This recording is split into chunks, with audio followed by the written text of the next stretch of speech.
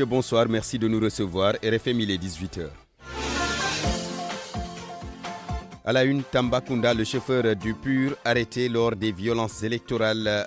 Le procès donc a eu lieu ce matin. Il est poursuivi pour homicide involontaire. Le procureur a requis un an ferme contre les mises en cause. Ses avocats, les avocats de la défense, plaident l'acquittement. Délibéré mercredi prochain, à Thiès, 2 des 6 militants de la coalition IDI 2019 ont été condamnés à 3 mois de prison avec sursis. Les 4 autres ont été relaxés. Le torchon brûle à l'hôpital Youssouf Mbargane de Rufisque. À l'origine, les 20 millions CFA que la première dame Marième Faisal a octroyé à la structure sanitaire. Les travailleurs accusent le directeur et l'agent comptable d'avoir détourné l'argent. Ils réclament un audit de la structure. 40 jours de prière, d'abstinence, de partage et de pardon. Le carême chrétien a démarré ce jour, mercredi décembre. Les évêques ont adressé un message aux fidèles. Ils leur demandent de s'engager davantage pour promouvoir la paix et le bien commun. Le sport, Youssouf Bodian, Yonotol, comme chaque mercredi, nous serons avec Mamadou Amarion. Dans le débrief, nous serons avec Babacar Ba, le président du Forum du Justiciable. Avec lui, nous allons analyser les libérations des militants de la coalition IDI 2019. Est-ce une volonté du pouvoir de calmer la tension politique avec l'appel au dialogue du chef de l'État hier? Réponse en fin de journal.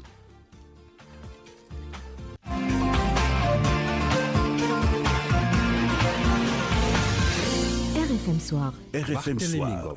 Hassan Diouf est à la technique. Mesdames, Messieurs, bonsoir. Le procès du chauffeur du PUR arrêté lors des violences électorales à Tambacounda. Le procureur a requis un an ferme contre les mises en cause poursuivies pour homicide involontaire. Le chauffeur du PUR avait mortellement fauché Cheikh Touré, conducteur de moto Jakarta.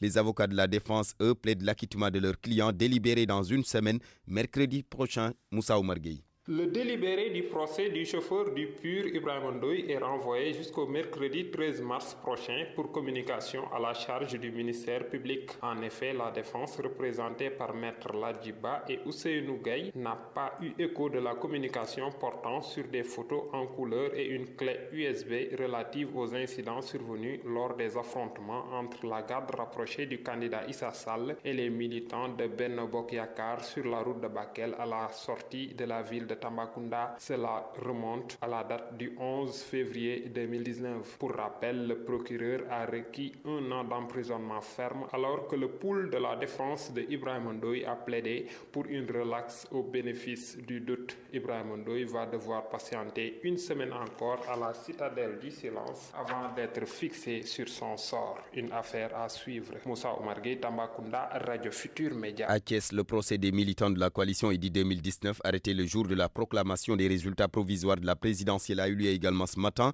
2 d'entre eux ont été condamnés à 3 mois de prison avec sursis. Les autres ont été relaxés. Ils étaient poursuivis pour rassemblement illicite sur la voie publique et de destruction de biens appartenant à autrui. Cheikh Anta Diop.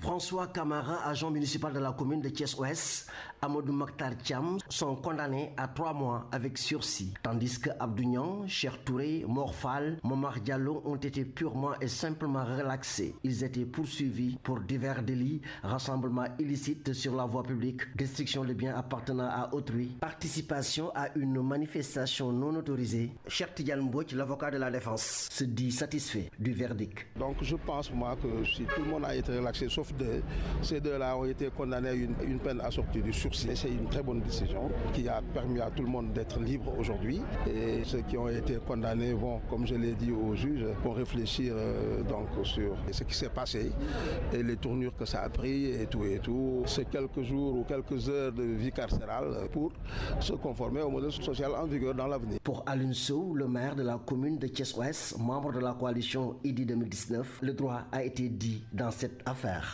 Sur le constat, sur les faits qui se sont dirigés dans le tribunal et au vu aussi de tout le monde, c'est le droit qui a été dit. Parce que j'aurais pu dire que Thierno François Camara, qui est un administré, qui est aussi un employé de ma commune, qui a été condamné pour 3 mois de sursis, je pourrais dire peut-être que c'est anormal. Mais si pour le président, si on se base sur les faits pour le condamner, il faut reconnaître que c'est le droit qui a été dit. Les militants de la coalition IDI 2019 se sont déplacés en masse pour soutenir les prévenus. RFM Thiès, Cheikh Anta Diop. Abdourahim Kébé, le colonel à la retraite, est libre 3 jours après son arrestation, mais il est sous contrôle judiciaire. Cette affaire, colonel Kébé, occupe d'ailleurs les débats dans les rangs, selon nos sources.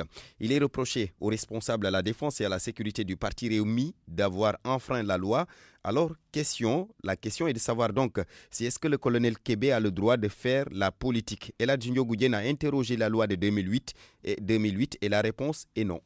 La loi 2008 du 28 juillet 2008 interdit formellement à tout officier de l'armée sénégalaise de s'engager en politique avant 65 ans. La raison, c'est qu'il est mobilisable jusqu'à cet âge. Cette loi stipule que l'officier est assujetti aux obligations militaires, c'est-à-dire qu'il ne lui est pas permis de mener des activités politiques, même s'il a le droit de voter. En outre, l'officier est soumis au devoir de réserve. En d'autres termes, il ne peut pas parler en public ou dans les médias sans l'autorisation de la hiérarchie. Il est à souligner que l'âge de la retraite est à 59 ans pour les officiers des armes, c'est-à-dire les colonels, lieutenants et autres, et à 60 ans pour les officiers des services, intendants et autres. Au vu de cette loi, le secrétaire national à la défense et à la sécurité du parti Rewmi, le colonel Abdourahim Kébé, n'a pas le droit de faire de la politique parce qu'il n'a pas encore atteint l'âge limite de 65 ans. L'ex-patron de la DIRPA, la direction de l'information et des relations publiques des armées, reste donc mobilisable malgré son départ à la retraite. La loi 2008-28 abroge et remplace l'article 19 de la loi 70-23 du 6 juin 1970, modifié par les lois 72-92 du 29 novembre 1972 et 82-17 du 23 juillet 1982, portant sur l'organisation de la défense nationale. 18h08. RFM, l'info, c'est ici. L'info, c'est ici. Barthélémy Ngom. Je vous l'annonçais en titre, hôpital Youssouf Mbargane de Rufisque. Rien ne va plus entre le personnel, la direction et l'agent comptable particulier. À l'origine, les 20 millions CFA que la première dame, Marième Faisal, a octroyés à la structure. Les travailleurs de la boîte qui ont tenu une assemblée générale accusent l'agent comptable particulier d'avoir détourné l'argent. Ils réclament d'ailleurs un audit de la gestion de la direction. Correspondance Abdou Diouf Diagne. Les relations tendues entre le directeur de l'hôpital Youssouf Mbargane et l'agent comptable particulier affectent la structure sanitaire. De nombreux services sont à l'arrêt selon Amadou Diop, président de l'intersyndicale de l'EPS 1 de Youssouf Mbargane. Ce qu'on a constaté et que tout le monde peut constater, c'est que l'hôpital est en arrêt. Le labo ne marche pas, il y a manque de produits, de réactifs. La radio aussi, les films est en rupture. Il y a les prestataires OLL radiologues qui sont partis parce qu'on ne les a pas payés. Dans ce conflit, les travailleurs pointent du doigt l'agent comptable particulier. Il lui demande d'ailleurs de dire où est passé les 20 millions octroyés à l'hôpital par la première dame, Marième Faisal. Elle a fait des détournements d'objectifs. Les fournisseurs qu'elle a payés ne sont pas autorisés par le directeur. Les 20 millions octroyés par madame la première dame, Marième Faisal. Personne, ni le directeur, ni les travailleurs ne peuvent vous dire la finalité. On ne le retrouve pas, ni dans le budget, ni dans les comptes de l'hôpital. On demande même un audit. Pour le bon fonctionnement de l'unique hôpital de Rufisque, Amadou Diop et ses camarades exigent le départ de Madame Thiam. Nous sommes déterminés à faire des sittings tous les jours et nous demandons le départ de l'agent comptable particulier qui ne vit pas l'hôpital, qui ne collabore pas. À 4 jours de la passation de service du nouveau directeur, alors que les comptes étaient arrêtés, ils ont dépensé 49 millions sans autorisation. Joint par téléphone, Madame Thiam ne souhaite pas se prononcer pour le moment sur la situation. Selon elle, son statut ne lui permet pas de divulguer des informations. RFM Rufisque, Abdou Diouf Diagne. Direction Fatick. Après un mois de cours, le campus de l'université du Sine Saloum fait son bilan. Jusque-là, les cours se déroulent normalement. Le seul souci, c'est l'absence de quelques étudiants. Aminata Goudiaby. Les enseignements ont officiellement démarré le 4 février dernier à l'université du Sine Saloum Elhadji Ibrahima Niasse, au campus de Fatick qui abrite 3 des unités de recherche et de formation du campus. Les cours se déroulent jusque-là de façon normale. Adam Ndiaye est le coordonnateur du campus de Fatick. Nous avons fait notre bilan d'activité au cours des 4 semaines de cours et nous avons au jour d'aujourd'hui pour les 3 UFR capitalisé autour de 350 quelques heures. Je pense que c'est un très beau ratio, au-delà de la moyenne. Le corps professoral est au complet et le centre régional de formation des professionnels de l'éducation et les collectivités locales ont mis à la disposition du campus des locaux appropriés. Du point de vue pédagogique, je peux dire que les conditions sont réunies pour que les étudiants étudient. Le personnel administratif est là, les enseignants sont là. Nous avons démarré dans l'UFR Tourisme des licences production touristique et management culturel. Il y a également la licence hôtellerie, restauration, gastronomie. On a 2 licences également en pêche aquaculture, de licence en sciences politiques et juridiques. Seulement, des absences sont notées du côté des étudiants et il n'y a toujours pas de connexion Internet sur le campus. On a eu quelques absences quand même. On en a pris compte. Il y a qui arrivent toujours. Pas plus tard que ce matin d'ailleurs, on en a reçu. Qui avait des soucis sociaux, des soucis de santé. Et il y a le problème de la connexion Internet. Là également, les commandes ont été faites. Quelques étudiants qui n'ont pas voulu se faire enregistrer ont jugé très peu le nombre d'élèves qui a été logé, 81 sur 450. Aminata Goudiaby, Fatick RFM. Religion, le carême chrétien qui a démarré aujourd'hui, mercredi décembre. À l'occasion, les évêques du Sénégal ont adressé un message aux fidèles. Dans leur exhortation, ils les invitent à l'action, à l'engagement, à promouvoir la paix et le bien commun. Et ils en appellent aussi à un comportement citoyen. Là-dessus, le secrétaire général de la conférence épiscopale, l'abbé Augustin Thiaw, joint par Georges Déthié-Diop. Les évêques nous invitent donc à établir un lien entre la foi chrétienne qui est professée et le quotidien de la vie du chrétien. Autrement dit, donc, la nécessité d'une vie de foi cohérente avec le comportement du chrétien en tant que tel. Et à la suite des Saintes Écritures et de l'enseignement du magistère, les évêques nous convient tous à l'action, car il ne suffit pas de dire Seigneur, Seigneur, mais il faut faire la volonté de Dieu. Il ne suffit pas seulement de dire, mais il faut faire. Les évêques dénoncent également l'attitude qui est récurrente aujourd'hui, c'est l'attitude du beau parler, sans aucun engagement cohérent. Pour eux, donc, c'est le temps de l'engagement. Engagement à promouvoir la paix et le bien commun. Engagement à lutter pour le respect et la dignité de la personne humaine. Engagement à participer aussi au développement actif de notre pays en épousant un comportement citoyen responsable et en particulier dans l'accomplissement même consciencieux de notre travail professionnel.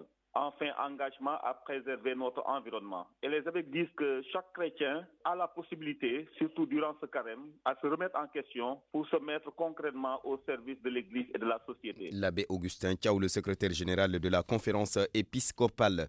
Le mandement du carême qui justement rappelle aux fidèles les voies à suivre, la nécessité de s'abstenir volontairement des choses que les fidèles chrétiens ont l'habitude de prendre ou d'utiliser au quotidien, mais aussi et surtout d'œuvrer pour la solidarité et le partage.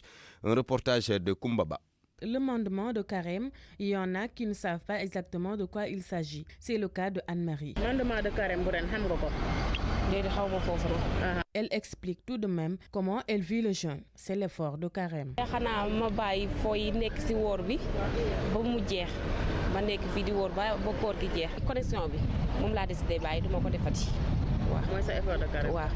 Le mandement de carême constitue un guide pour le fidèle. Il lui permet de bien observer le jeûne. Abbé Alexandre Sen, vicaire à la cathédrale de Dakar, revient sur les orientations de cette année. Le message de cette année, ils nous disent la foi en Jésus-Christ et nos actes. C'est-à-dire qu'il nous faut non seulement professer notre foi en Jésus, mais surtout vivre cette foi en Jésus-Christ.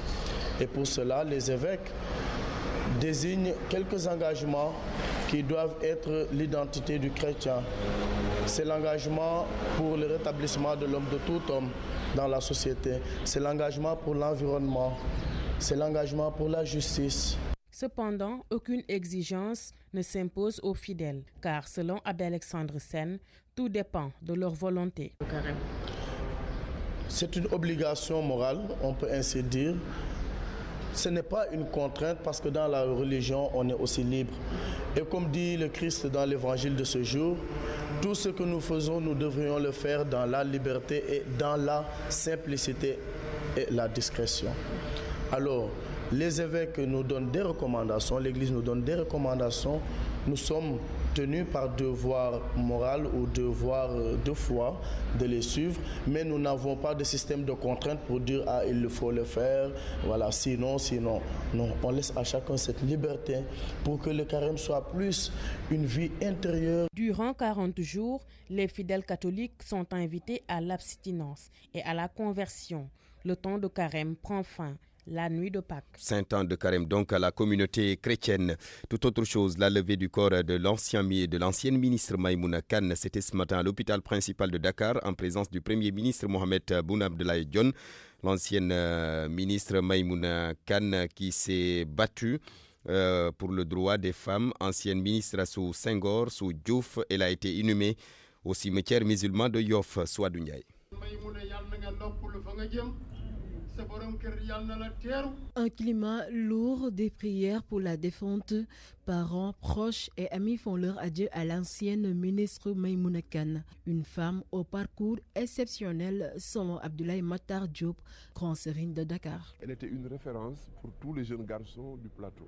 La première fois qu'on l'a remise, c'est tout le Dakar Plateau qui était en fête aujourd'hui. Pas au nom d'un parti politique, mais au nom de son identité de dame du plateau. Un parcours riche que salue la styliste Djumodjeng Djaraté et Fatoumata Gueye, présidente des femmes juristes du Sénégal. Selon elle, Maïmouna Kane a été un exemple pour beaucoup de femmes. C'était une femme exemplaire, une battante. C'est une femme que moi j'admirais beaucoup. Nous sommes venus rendre hommage à une femme qui nous a rendus très fiers de par son cursus et qui nous a servi de référence, de modèle. C'est à travers cette femme d'État que nous, en tout cas militants des droits des femmes, avons inspiré. Nous nous sommes inspirés de son militantisme. Pour professeur Amsatou Sow Sidibé, Maïmouna Kane s'est beaucoup battue pour la cause féminine. Une femme qui s'est battue pour la promotion et la protection des droits des femmes.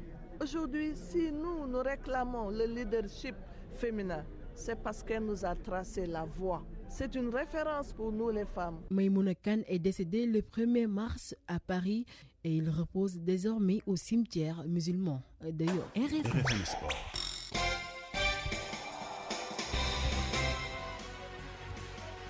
Le sport, Youssouf Boyan. Youssouf, bonsoir et bienvenue. Merci Barthélémy, bonsoir à tous. Nous démarrons avec le foot, la suite des huitièmes de finale de la Coupe de la Ligue. Le premier résultat, cette victoire de l'US Gorée sur le Casa Sport. 1-0 pour les insulaires. Omar Cissé a marqué le but donc au stade Alassane Djigo. Le match donc que Ndongoka a suivi pour nous. Nous y reviendrons dans nos éditions du soir. Mais retenez que l'US Gorée a éliminé le Casa Sport. À l'instant donc, c'est NGB qui affronte le Djaraf de Dakar. Aleni Biramdao ainsi qu'à Stade Ngalandou Diouf. C'était 0-0 tout à l'heure entre Génération Foot et le Stade de Mbour et Teungueth FC Ndiambour de Louga. Les résultats dans nos prochaines éditions, mais notez qu'Africa Promo Foot, Mbour Petite Côte et AS Pikine ont déjà gagné leur ticket pour les quarts de finale.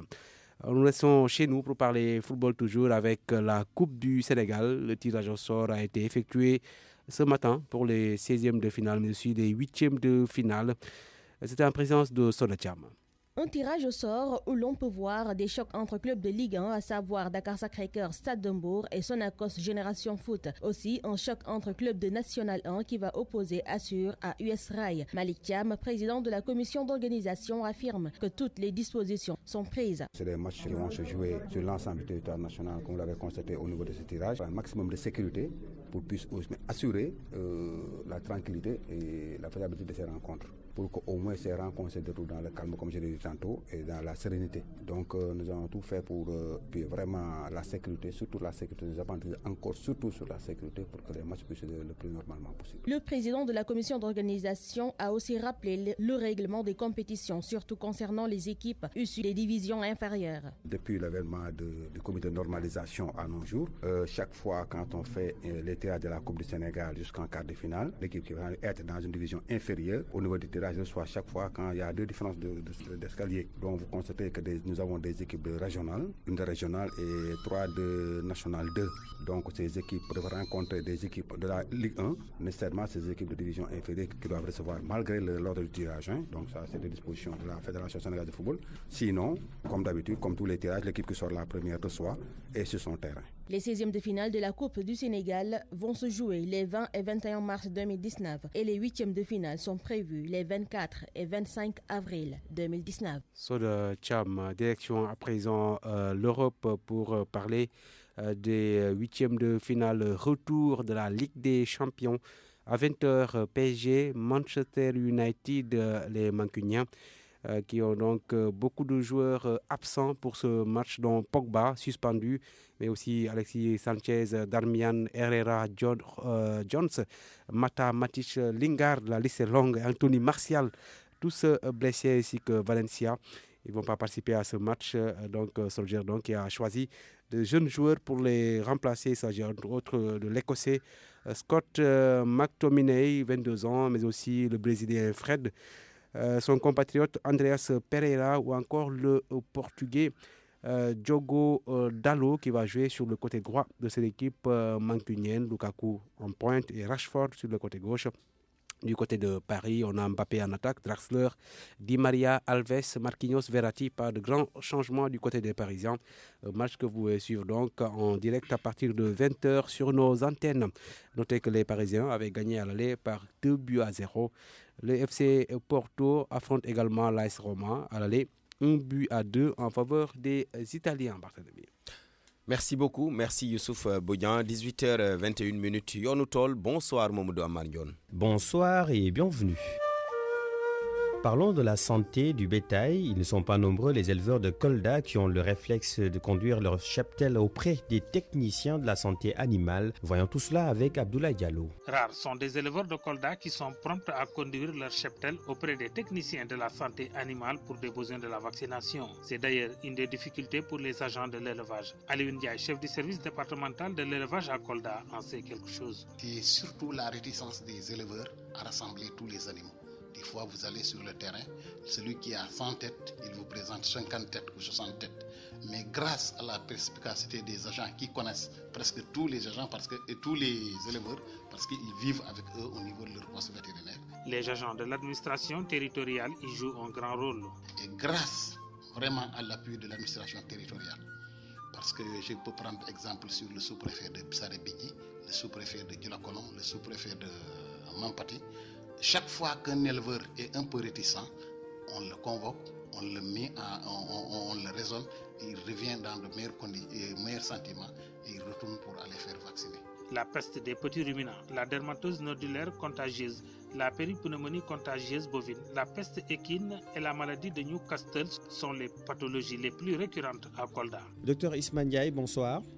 Oui, bonsoir Ndion. Vous êtes vétérinaire consultant concernant la prise en charge médicale du bétail. Certains éleveurs ne sont pas prompts à amener leurs animaux au niveau des services vétérinaires. Quel travail faites-vous pour les amener à changer de comportement? Oui, merci Ndion pour cette question très pertinente. Effectivement, nous-mêmes, nous avons fait le même constat que vous. Étant donné qu'en général, quand l'éleveur va voir le vétérinaire, c'est parce que son animal est malade, alors qu'en réalité, il faudrait mettre la prévention au devant. La médecine vétérinaire est une médecine préventive, d'ailleurs comme toutes les médecines, mais particulièrement la médecine vétérinaire. L'aspect prévention est très important. Alors nous, le travail que nous faisons, c'est un travail de sensibilisation. Et qui dit sensibilisation dit beaucoup de communication, donc beaucoup d'échanges, beaucoup de réunions quand nous en avons l'opportunité. Nous-mêmes, nous le faisons dans le cadre de notre travail de consultant et en même temps de représentant de laboratoires pharmaceutiques vétérinaires. Alors, il nous arrive donc de nous réunir avec ces éleveurs au niveau des différentes régions du Sénégal, au niveau des départements, etc. En tout cas, au niveau des endroits les plus reculés même, pour les sensibiliser par rapport à la nécessité de prendre en charge donc, l'aspect médical sur les animaux. En dehors de cela, il y a aussi l'ordre qui prend en fait une partie de cet aspect et qui joue un rôle dans la communication, mais aussi le ministère de l'élevage et des productions animales, de par donc l'aspect des vaccinations annuelles du bétail, du cheptel, et qui en profite aussi pour sensibiliser donc, les éleveurs pour qu'ils comprennent en fait le sens réel de cette prise en charge médicale sur les animaux. Est-ce que les services vétérinaires sont accessibles aux éleveurs? Oui, mais les services sont très accessibles même quand on compare la situation par rapport à celle d'il y a une dizaine d'années par exemple, si je peux m'exprimer ainsi. Actuellement, cette médecine est privatisée. Et nous sommes plusieurs acteurs, différents acteurs qui interviennent donc dans le secteur. Nous avons les docteurs vétérinaires, nous avons les ingénieurs des travaux d'élevage, nous avons les agents techniques d'élevage, et tous ces individus donc, sont installés un peu partout à travers le pays. Et même aux endroits les plus reculés, on trouve donc des cabinets vétérinaires qui sont prompts à réagir quand il s'agit donc d'apporter des soins aux animaux. C'est vrai qu'il y a des poches, effectivement. Voilà. Merci beaucoup, Dr Ismaël Ndiaye. Merci, Ndion. Je rappelle que vous êtes vétérinaire consultant. Merci à Abdoulaye Diallo et à Amadi Ndiaye pour la collaboration technique. À vous qui nous suivez pareillement. Yonoutol, c'est fini. Rendez-vous mercredi prochain. Merci Mamadou Amardion. À mercredi prochain pour un autre numéro de Yonotol. 18h26, l'heure du débrief. Nous sommes avec Babacar Ba. Monsieur Ba, bonsoir. Bonsoir Barthélémy. Vous êtes le président du forum du justiciable. Alors, avec vous, on parle de ces libérations des militants de la coalition EDI 2019. D'abord, on va commencer par le colonel Kébé qui a été libéré, bien que sous contrôle judiciaire. Alors, les militants de la coalition EDI 2019, ceux de Dakar comme ceux de Thiès, ont été libérés. Comment vous appréciez un peu ces libérations ? D'abord, il faut juste préciser que c'est des arrestations qui ont eu lieu dans un contexte un peu particulier. Donc, c'est des arrestations qu'on a notées pendant la période électorale. Et aujourd'hui, qui parle d'élection, parle de contestation, parle de manifestation. Donc, ce ne sont pas des délinquants, en fait, au vrai sens du terme. Donc, je pense qu'aujourd'hui, c'est des arrestations qui, dans une certaine mesure, peuvent s'expliquer. Parce que c'est des gens qui exerçaient aujourd'hui certains droits que leur confère aujourd'hui la Constitution. Bon, à part ce qui s'est passé à Tamba où il y a mort d'homme, où forcément il faudra ouvrir une information judiciaire. Donc je pense que pour les autres arrestations, donc c'est des arrestations qui aujourd'hui quand même, le procureur ou en tout cas les autorités habilitées peuvent quand même faire preuve d'indulgence. Donc aujourd'hui, nous avons constaté qu'il y a certains, en tout cas parmi ces gens-là qui ont été libérés, d'autres donc sont mis sous contrôle judiciaire. Donc c'est quelque chose que nous saluons et que nous, en fait, on s'en réjouit. Pour le cas de Tambacounda, il s'agit du chauffeur du PUR. Le délibéré est attendu mercredi prochain. Voilà, donc c'est pourquoi j'ai fait cette différence. Pour le cas de Tamba, c'est un peu particulier parce qu'il y a eu mort d'homme. Et à chaque fois qu'il y ait un cas de mort d'homme, que ce soit volontaire ou involontaire, parce que à chaque fois que l'homicide soit volontaire ou involontaire, il faut nécessairement quand même ouvrir une information judiciaire. Donc pour ce cas-là, nous comprenons aujourd'hui le fait que l'affaire soit traduite devant le juge et qu'effectivement il faudra situer les responsabilités. Comme je l'ai dit, il y a eu mort d'homme, que ce soit homicide volontaire ou involontaire. Donc il faut nécessairement que la justice fasse son travail. Et là également, nous espérons que le droit sera dit. Sur la base des libérations de ces membres de l'opposition, est-ce qu'on peut dire que le pouvoir, en tout cas, est dans une logique de calmer la tension politique, surtout avec l'appel au dialogue du chef de l'État hier? Écoutez, là, vous me permettrez d'abord de saluer en tout cas le discours du président de la République. Hier, nous avons vu en tout cas un président qui a pris de hauteur, un président qui a fait un discours unificateur, un discours vraiment patriotique. Et c'est tout ce qu'on attendait, en tout cas du président de la République, parce que c'est le père de la nation. Et hier, il a encore démontré. Donc c'est l'occasion pour moi, au nom du Forum du justiciable, de saluer chaleureusement le président de la République. Maintenant, je pense que lui-même, il a dit, il a même tendu la main, en tout cas à l'opposition, à la société civile, mais également à ses prédécesseurs. Et si aujourd'hui, l'on se rend compte qu'effectivement, les gens qui ont été arrêtés, donc ils ont libéré, donc on peut dire que c'est dans cette logique-là que le président est dans cette logique d'apaiser en tout cas aujourd'hui la tension, faire de telle sorte qu'aujourd'hui qu'on puisse en tout cas travailler dans un climat apaisé. Parce que sans l'apaisement, sans la paix, rien ne peut se faire. Donc aujourd'hui, nous sommes un pays qui est en voie de développement et je pense que si nous voulons booster notre développement, si nous voulons booster notre économie, il faudrait que tout le monde s'y mette. Parce que vous-même, vous l'avez constaté que durant la campagne électorale, en tout cas, même les 4 candidats, ils ont proposé des programmes qui aujourd'hui peut quelque part booster notre économie. Donc on a besoin de l'appui de tout le monde, on a besoin du soutien de tout le monde, on a besoin en tout cas des efforts de tout un chacun pour qu'on puisse développer notre pays. Donc le président, il a fait un discours responsable, il a lancé un appel. Donc aujourd'hui, nous attendons en tout cas à ce que l'opposition, la société civile, toutes les forces vives de la nation répondent à ce dialogue-là pour qu'ensemble, qu'on puisse quand même voir comment développer notre nation. Merci beaucoup Babacar Ba. C'est moi qui vous remercie. Merci le président du Forum du justiciable, mesdames, messieurs, merci à vous. C'était le 18h. Voici donc quelques informations à retenir. Tambacounda, le chauffeur du PUR, arrêté lors des violences électorales. Le procès a eu lieu ce matin. Il est poursuivi pour homicide involontaire. Le procureur a requis un an ferme contre les mises en cause des avocats de la défense plaide l'acquittement délibéré mercredi. prochain. À Thiès, 2 des 6 militants de la coalition IDI 2019 ont été condamnés à 3 mois de prison avec sursis. Les 4 autres ont été relaxés. Le torchon brûle à l'hôpital Youssouf Mbargane de Rufisque. À l'origine, les 20 millions CFA que la première dame Mariam Faisal a octroyé à la structure. Les travailleurs accusent le directeur et l'agent comptable particulier d'avoir détourné l'argent. Ils réclament d'ailleurs un audit de la boîte. C'était le journal présenté par Barthélémy Ngom, mise en onde Hassan Diouf. Merci de votre fidélité. Prenez soin de vous. Bonne suite de programme sur la radio Futur Média. Une courte